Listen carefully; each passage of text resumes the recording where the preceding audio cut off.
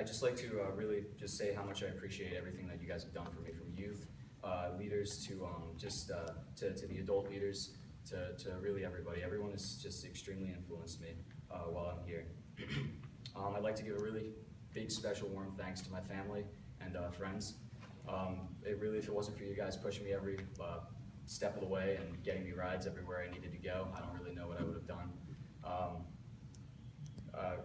Yeah, so I really just want to, I really want to thank everybody just for everything that they've done. I wouldn't be standing here right now where I am if it wasn't for the support of all you guys. Stephen? We began this program today with the Scout Oath, a promise that Scout Stephen Dolan has recited many times. The Scout Oath is not only a promise he's made, however, just as the Scout Law is not only a set of rules he's ever followed. At this time, I'd like Scout Connor Quicken to have a career.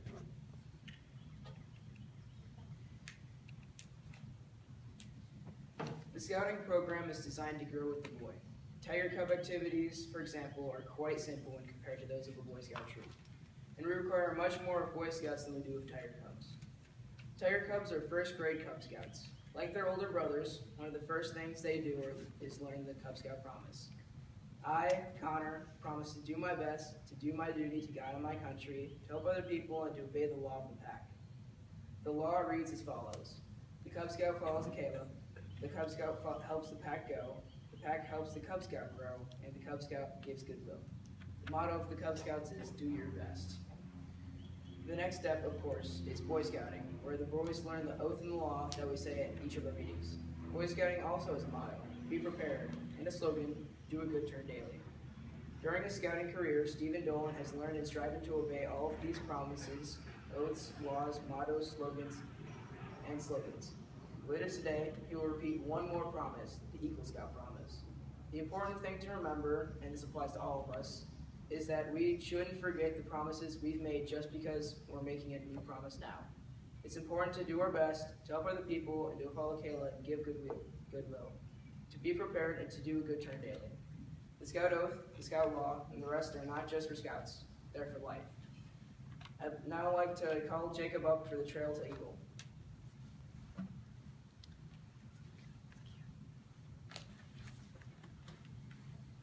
We are gathered here today to mark the end of a big journey, a journey up to the Trail to Eagle. Stephen, at this time, please step forward.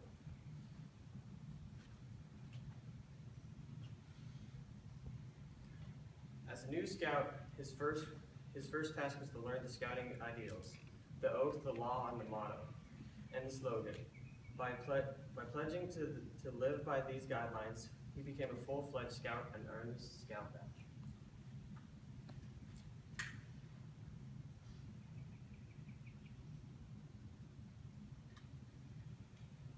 His new badge didn't stay on his uniform for long.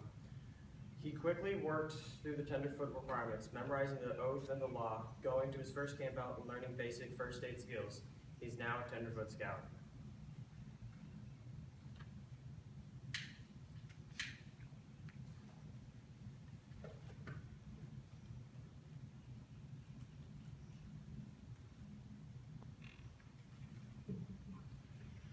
As he continued to be active in the troop, he learned about nature and orienteering and knot tying. He participated in service projects and in a program on the dangers of alcohol, drugs, and tobacco. Doing these things and more earned him the second-class badge.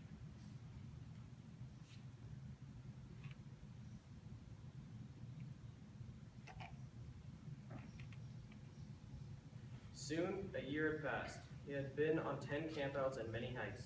He had mastered all the basic scout skills. On September 21st, 2010, he became first-class scout, and he truly was first class.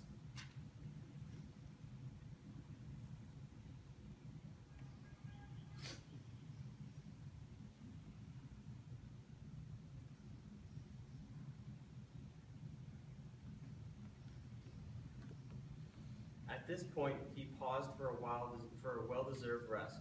The path ahead was less clear than the path he had been following. Now he had to make some choices. which merit badges to earn, what troop office to hold, where to spend his service hours. With hard work and persistence, though, he made the decisions, completed the requirements, and earned the Star Scout badge.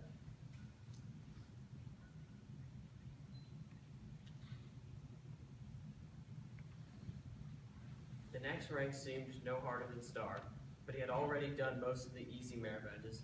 Now he had to earn more badges like swimming, first aid, aviation, camping, wilderness survival, and emergency preparedness.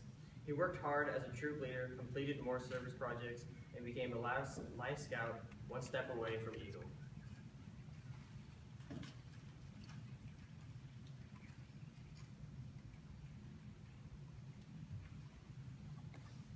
The going got pretty tough now.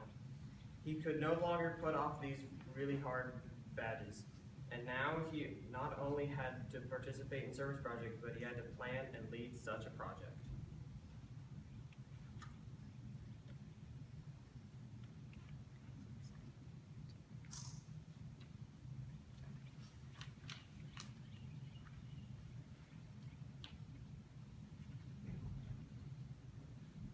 At this time, Stephen, please come forward and describe the Eagle project.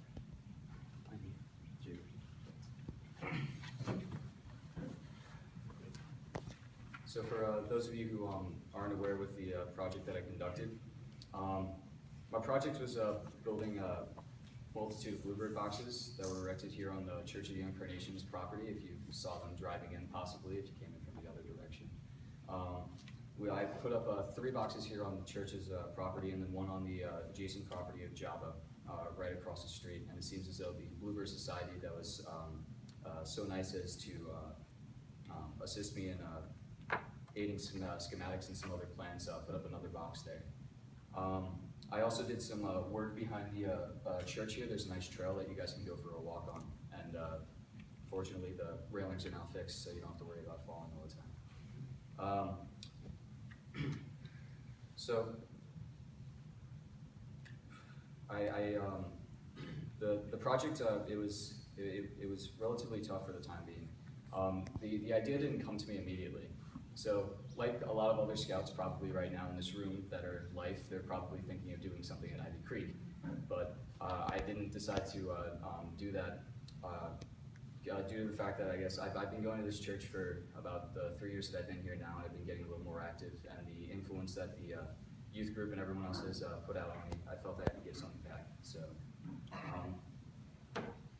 So I put in the hours, I put in the time, I got my crew together. A lot of you guys who did some of the work on the project are here today, and I thank you greatly for the amount of work that you guys did. And now today, it's very nice to know that people use that trail relatively often, and that bluebirds currently inhabit the boxes that we built. So at least we know we're being put to good use. So part of my overall project was just improving the trails as well, and the signs of the cross that are back there. And I'm sorry, I got a little caught up here.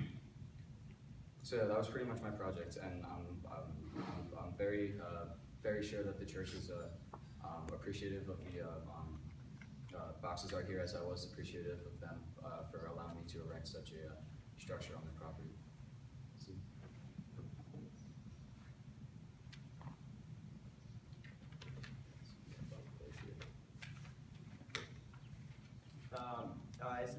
It is now time for the highlight of our program, presentation of the Eagle Scout Award.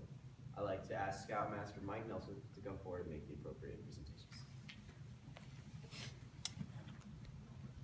Good afternoon, everybody.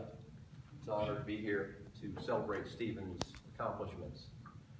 Stephen, if you could come up and join me up here on the podium as we move through this. Yeah, come on up here. For both of us. We've heard a lot about what it means to be an Eagle Scout. Now I'd like to give you your chance to see what it means to you. So, they say about only 4% of Boy Scouts ever become Eagle Scouts. First time I heard that was motivation enough for me to strive to become part of that 4%. Well, being an Eagle Scout to me means more than a title, more than a badge, more than a medal or a box to cross off on an application. It means much more. It means I am now among few, but many, that have both the burden and the privilege to live by the Scout oath and law for the rest of my life. Becoming an Eagle Scout's a great honor. It's also got great responsibility, Stephen. At this time, I would like you to remind us what is required of you as you become an Eagle Scout. An Eagle Scout is privileged with upholding the Scout oath and law during everyday life, even when times are trying. To always live by the Scout oath, law, motto, and slogan as if they were a credo for the rest of my years, wherever life takes me, regardless of the situation or task at hand. Every action I execute will be done decisively, while consciously taking note of the blessing and burden in mind. This community has given me so much in regards to the experiences I've shared thus far with my fellow Scouts and colleagues alike. However, now the torch has been passed to me, as it has been to many Eagle Scouts both now and to come, to give back to society, the society that has helped me become the leader that I am today.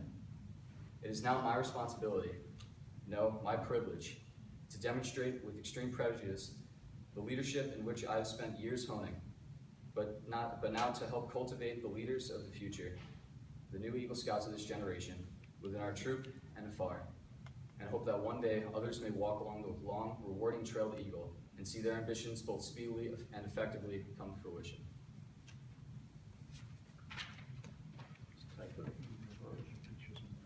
At this time, I'd like to ask Eagle Scout Austin Nelson to come up and give Mr. Stephen Dolan the Eagle charge.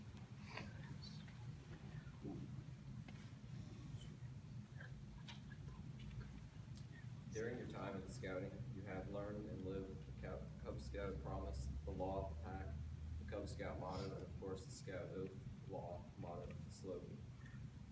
Each time you're presented with a new code of conduct, the words run familiar to you. You struggle to memorize them. Later, of course, you recited them as easily as you recite your own name and the lessons you taught you. Today, for the first time, you repeat the Eagle Scout promise. Again, some of the words will be unfamiliar, but as you live out life as an Eagle Scout, they too will become a part of you. Making that new promise does not mean that you should forget all the other promises. Instead, I challenge you to always remember and live by the promises made as a Scout, all the codes you have agreed to follow. Now, finally, it's time for that Eagle Scout promise we keep talking about. Though the words you say are similar to those you have said many times before, today they will mean more to you than they ever have. When you pledge yourself on your sacred honor, we'll be sealing the oath with the words which close the Declaration of Independence. This time I would like all Eagle Scouts in the audience to please rise.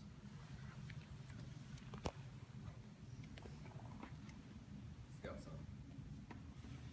I affirm my allegiance to the three promises of the Scout oath. I affirm my allegiance. I affirm my allegiance to the three promises of the Scout oath. I affirm my allegiance to the three promises of the Scout oath. I thoughtfully recognize and take upon myself the obligations and responsibilities of an Eagle Scout. I thoughtfully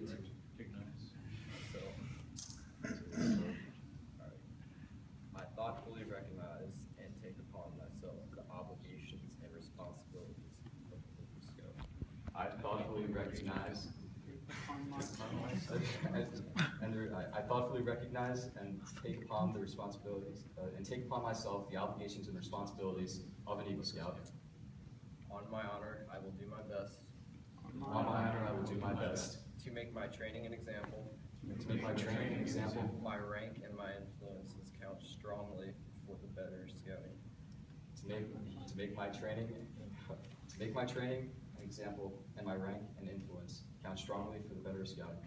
And for better citizenship. And for better citizenship. In my troop. In my troop. In my community. In my community. And in contact with other people. To this I pledge my sacred honor. And in contact with other people. To this I pledge my sacred honor.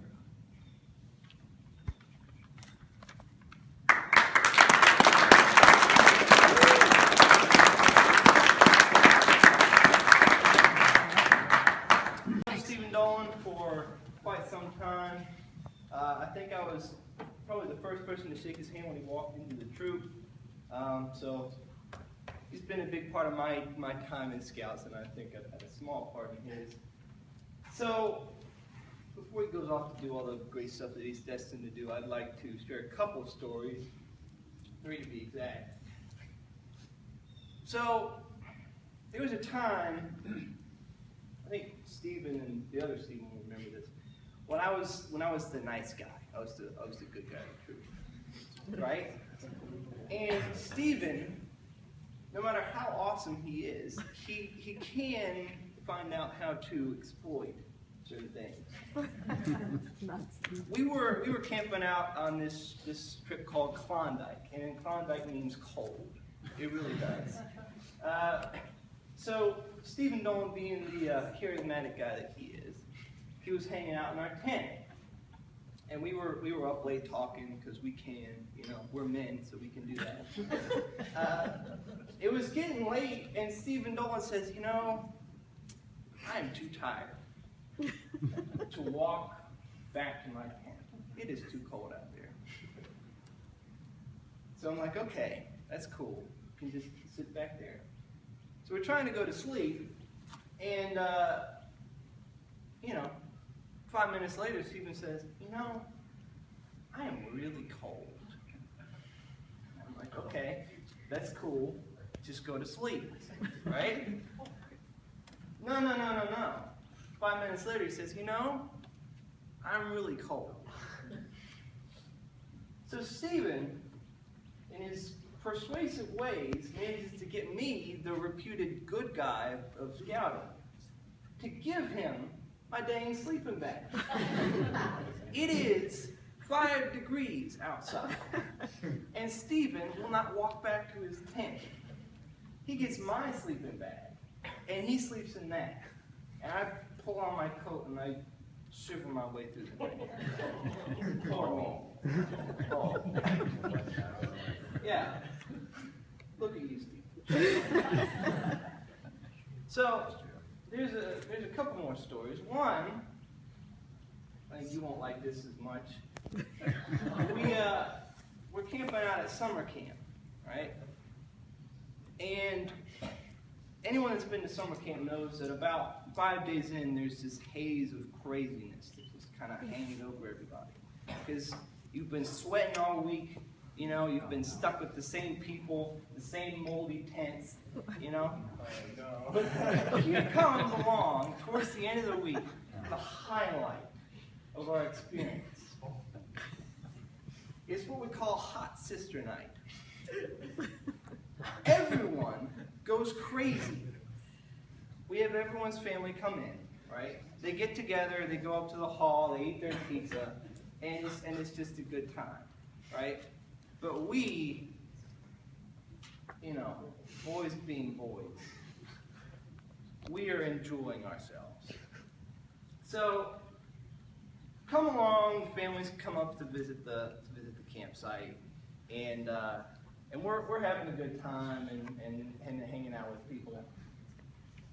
Across the campsite, Stephen Dolan, this classic Boy Scout, sees this angel.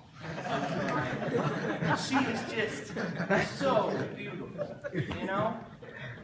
She's the sister of one of the lucky fools in this troop, and he is just in love with this person.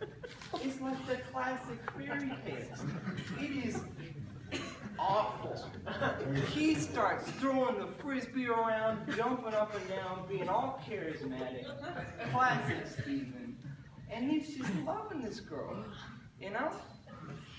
I won't name this poor girl because one of her relatives is here today, but it was really funny. He was talking about her the next day. That's how sad it was. In his defense, summer camp can get a little bit hectic. Now, before I go down, I've got one more story, and this is more about me than it is about him, but I think it kind of captures our relationship. So, I think you can tell by this point that we do some stupid stuff in Scouts. And the classic example involves me. So we're camping out, we're doing our thing, we're having a good time, and we're up on this beautiful property. And one of the cool aspects of this property is this tire swing that they've got hanging over this valley, right? This is a story that will outlive my time here in Scouting. So we get together, we're doing our thing, we're on the tire swing, but we're not happy with how the tire swing goes, because we can either have the kind of cool stuff or the really cool stuff. So what we decide, ignoring the drop, right, is that we're going to see who can go the highest and the furthest on this dang tire swing, right? So we work out some tactics, we're doing our thing, but I, being the smart Boy Scout that I am, I say, you know, how about you guys pull me back up the hill and then let me go, and we'll see what happens, right? So they pull me up. They're going up an incline like this, literally. They're pulling me up, pulling on roots just to get the tire swing a little bit higher with a little more momentum. And before they let me go, they shot something that I will remember until the day I die. He's going all the way! And they let me go. And I'm in midair, and I'm swinging, and I'm feeling good. And you know in cartoons, when you get up in midair, and the person's not falling back or whatever, he's just like stopped right there. I have that moment. And I swing back. There's a video of this, by the way. I swing back, and I smack the dang tree, and I am out. And you can tell to the date when I hit that dang tire swing. Just look at my grades. They all go down. Now, it was pretty bad. I'm not going to complain about it because it's not about me, it's about Stephen. But I tell this story because I don't remember much about that whole period. But I do remember, and this perfectly captures our relationship.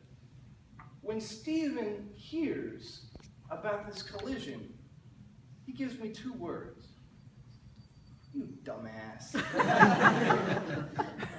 I think that kind of encapsulates our relationship. Congratulations.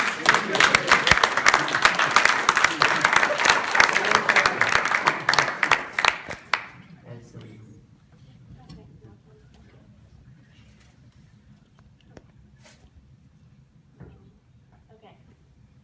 Stephen, you're ambitious, bold. Okay. Stephen, you are ambitious, bold. You are different from everyone else. Bright, cheerful. You always make me smile when I'm feeling down. You are my brother, and I'm glad to see that. I love you with all my heart. You might get on my nerves, but that's what siblings do. Who feels the need to be successful? You are my role model. Who needs everything that happens to you? There's a reason for everything.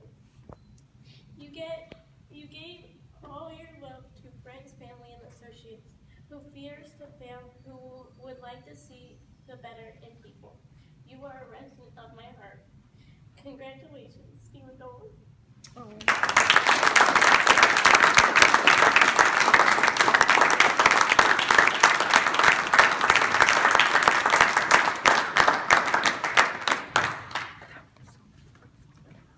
Jump back in on the trip that you came.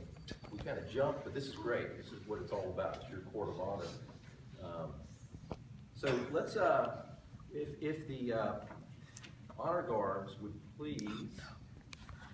The idea is that if it doesn't fit you, you can take it back to the scout office and get one that does. It's a little hard when we buy these ahead of time to make sure each one fits. This is my 41st year in scouting. I was never a scout as a boy, and I always regret the fact that I wasn't, because I would have loved to set my goal like yours to be an Eagle Scout. But I live vicariously by having a little part to play in every scout's life, and especially the ones that go on the Eagle. I remember them all. So, incidentally, this is really good if you're on a cold night.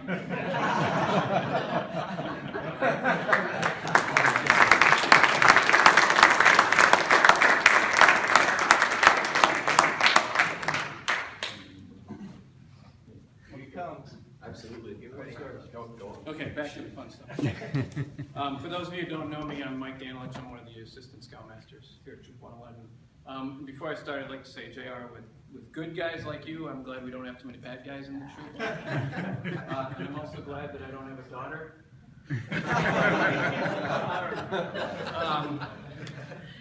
What did I want to say?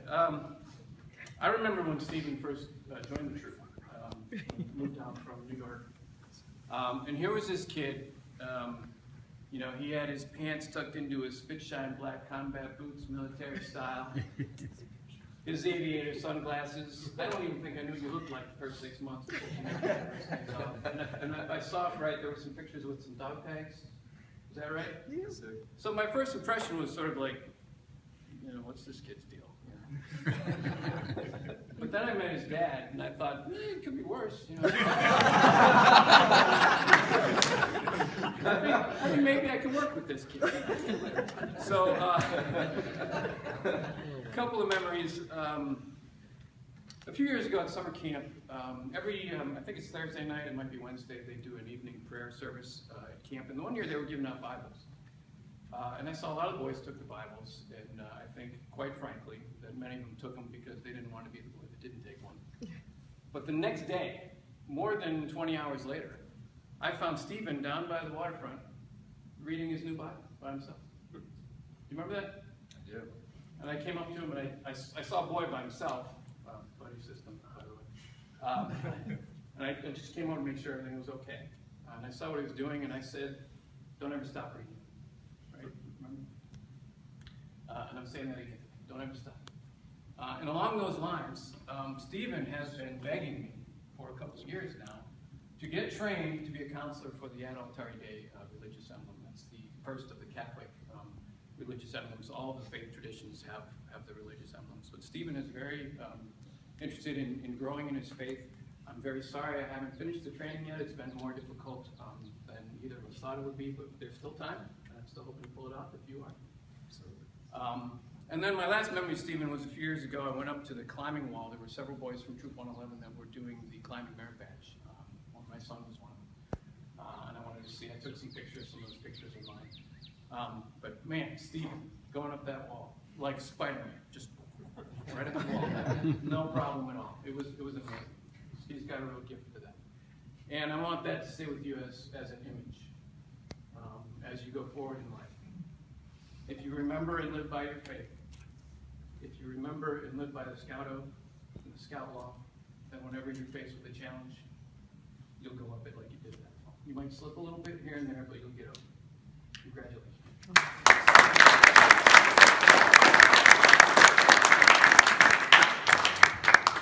All right, so I am the other Stephen in the troop. Obviously the person. So I remember meeting Stephen first before he was in the troop. He had the privilege of coming to visit my patrol, and I see this guy. He comes up big talk about joining the Navy. I'm like, this toothpick joining the Navy? And then now, as I see him, I run track with this toothpick as well. But I see him, and he has grown so much in Scouts and so much in sports that he is one of the most athletic guys I know. And I also think that if he gets in the Navy, man, he's going to succeed in the Navy. But as great as a leader as he is, and as relaxed as he can be, and as funny as he can be serious sometimes. But the more funniest part is when, that's not a word, but is when he was trying to learn how to hurdle. So I am a hurdler on the Alamo track team, and so I went over to go practice, and Stephen has come out to indoor track practice for the first time, which is deceiving my name because practice is not indoor, and it is in the winter. So Muscles get tight in the cold, most of you know. So everybody has a strong leg, everybody's got a weak leg. Your weaker leg follows by, this is going to take some demonstration here. Your weaker leg follows like this, okay? And not everybody's fast enough to get the right amount of steps in between, so you come with the strong leg every time. So Dolan had to learn how to use his weak leg as a strong leg, and sometimes. And I've never seen somebody go across a hurdle with both legs like this. I saw somebody hit the track so hard in the cold, and man, the fact that he got up, I was like, yeah, he'll be okay, maybe. And then, so, granted, I don't really, fall when I hurdle. I gracefully get up, and then, Dolan, he was up quick and wanted to do it again because he was not going to let that hurdle teach him who's boss. So, Dolan perseveres through a lot of things, and the fact that he's up here giving some word today means he's persevered more than a lot of us have been in our whole lives already. So, I'm glad to call him a friend, I'm glad to call him a teammate, and now I'm glad to call him an Eagle Scout. So.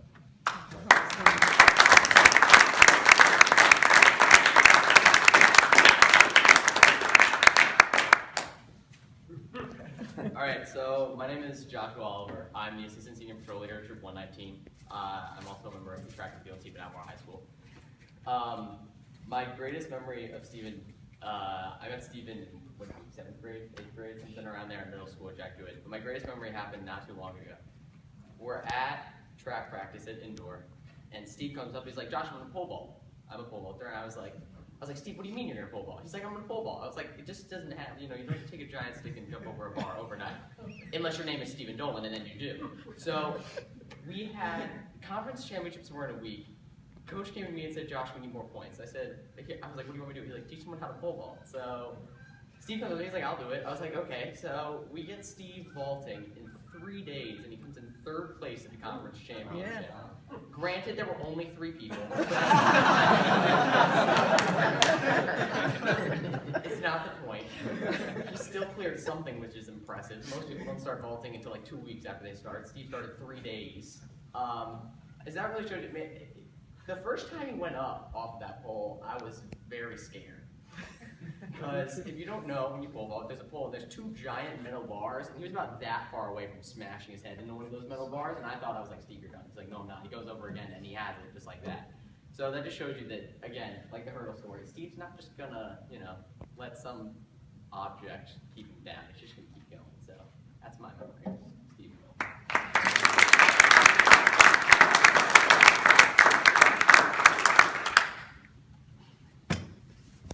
Yeah, I've been chaplain's aide a couple times in the troop, and one of the things you have to sponsor is to get religious emblems. And not that many scouts in our troop even care about religious emblems. They won't go up to you and ask about them. Stephen Dolan would run after me after the meeting when I'm heading to my car just to ask about adult dating. He was that determined about it. So I said I would look into it, and then he just kept texting me and texting me and texting me and texting me, asking, did I look into it? So he was really into his religion stuff, and that was pretty cool.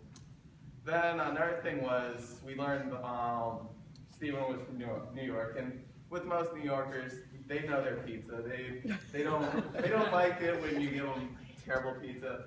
So at summer camp, which is not known for their food, they were serving pizza out, and Stephen, it looked like you just insulted him because he looked at it and he's like, this is not pizza, I'm not eating whatever this is.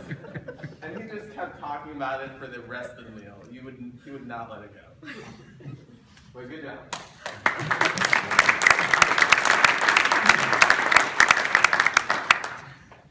Some of you guys are new and you don't know me. I'm Gary Kellenberger. I used to be in the troop. I did not have the honor and or privilege to be a scout with Stephen for a really long time. I think we were together for 2 years in the troop. I think the last position I held was the quartermaster, and if you've ever been quartermaster, you know it's not an easy thing to do. There's so much gear that you check in and all that other kind of stuff, but Stephen was always up there helping me out, making sure that all the gear was checked in, making sure that it was always right. And every single trip that I ever went on Stephen with, he never had a dull moment. It was always, how can we make this a better trip? How can we do this? How can we do this? If you're feeling down, he'd always try to cheer you up. And that's all what being an Eagle Scout is about. Welcome to the Brotherhood. Thanks so much, man.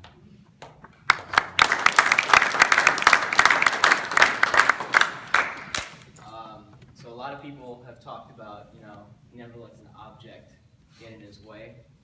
And we used to play football during campouts a lot. And there was one time, I think it was at Camp Shenandoah, that we were on the same team, and we had scored a lot in the game already. And the other team had the ball, and I was playing defense. And the ball came up, I looked up, and I felt something on my back. Happened to be a shoe, and he used me as a ladder. He caught the ball. But the one thing I remember from that camp out is feeling that shoe in my back and then feeling the ground. And he's never going to let an object get in his way. He never let me get in his way. So that's my greatest memory. But yeah, that's just his determination. He never lets something get in his way. So congratulations.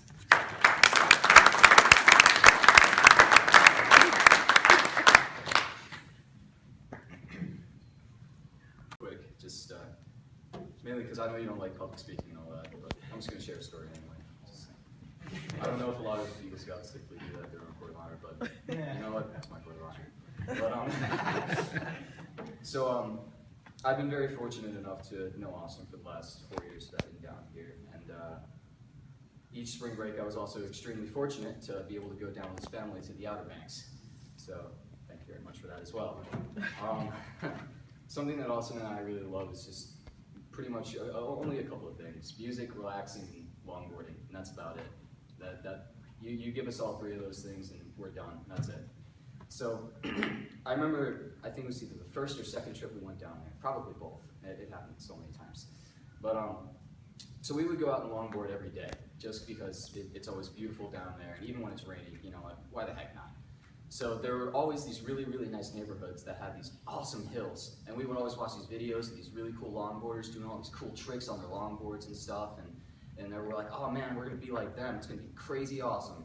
So this one day we get to this really big hill, and I'm talking, it was a lot, it was pretty big. I don't know necessarily in measurement per se, but it was a really big hill. So Austin and I are looking at each other, and we're like, all right, you first. So ultimately, he ended up going first, and he made it down. He was sliding and all that other stuff, and there's a whole bunch of different cool slides, and you could like meander down the hill and do all this other weird stuff, and he was going down like a pro, so I'm like, all right, you can do it, I can do it. So I get on my longboard, which might I also add, I bought from my math teacher for 20 bucks. It wasn't really the best longboard in the world. So I started going down this hill. The moment I stepped on that longboard and started moving, I started wondering, why on earth am I doing this? So we're going down, and we have this on video too, if any of you guys want to come up and watch it afterwards. I got it on my phone, it's a beautiful video.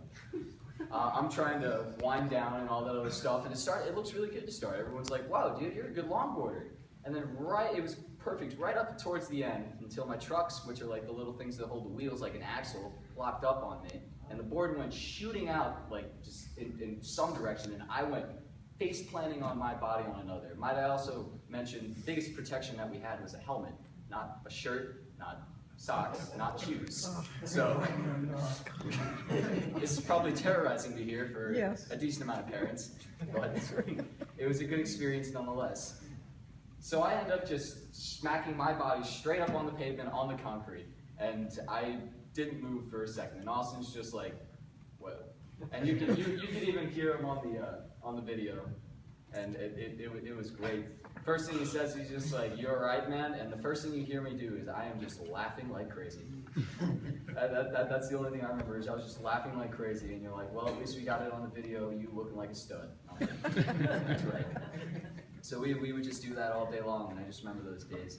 I'm pretty sure one day we actually cumulatively probably, I don't even know how many miles it was, but if you got 10 miles down and back, yeah, So 20 miles of longboarding, straight up, cross-country longboarding in like one day. Maybe we hit a hill every now and then, and traffic every 2 seconds. So if you guys have ever been to the Outer Banks, there's like a bridge that you get off of to get there, and like all the stores and stuff, and then you get to the residential area. It's like a 2-minute drive. You look out, you see, oh, stores, beach, really nice. When you're on a longboard, it feels like 9 years. So we would just do that and come home and our legs would be dead, and then we would just hang out in the hot tub watching stupid videos and stuff and whatnot.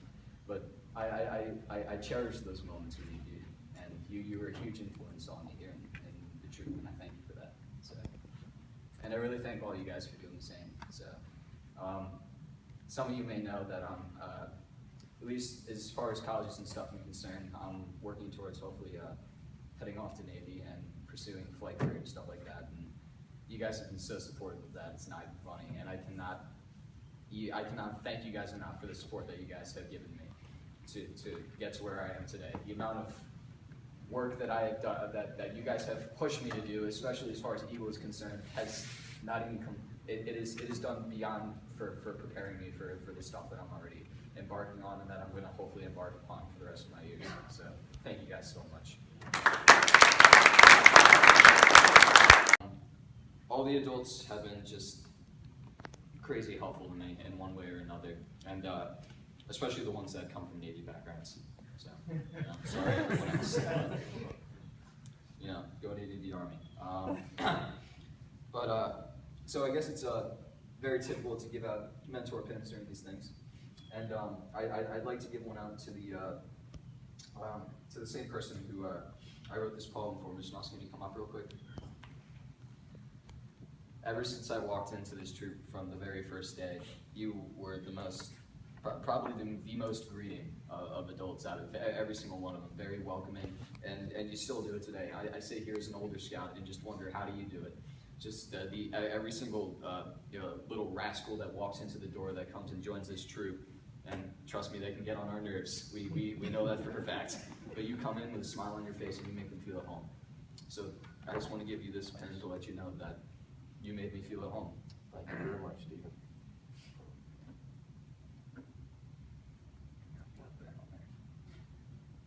There we go. Thank you.